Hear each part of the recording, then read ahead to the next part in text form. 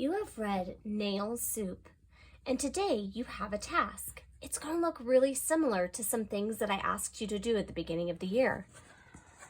In your language arts journal, I want you to write the title of our story, Nail Soup, followed by the word genre.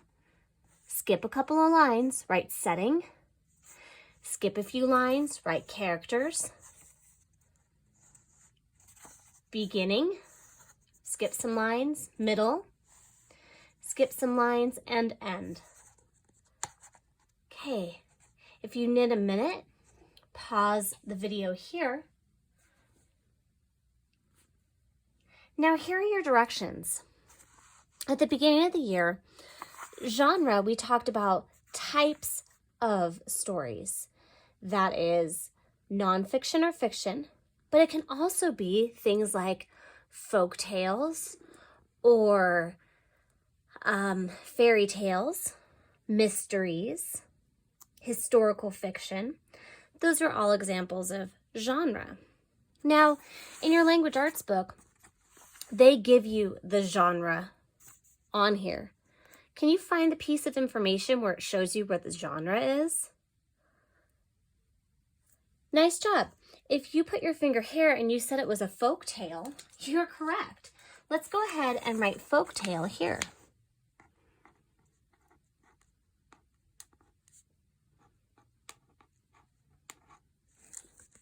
Perfect. Your next job is setting. Now, there are a few things here that can give us a setting.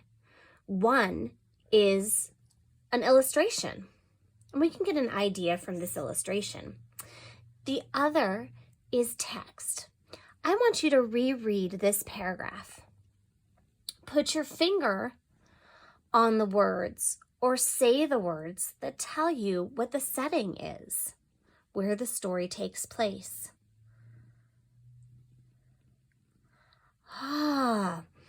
If you put your finger here, a long and winding country road, or perhaps a farmhouse, you're correct.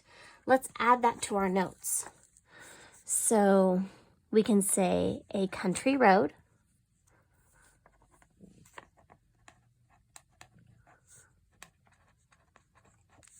and a farmhouse.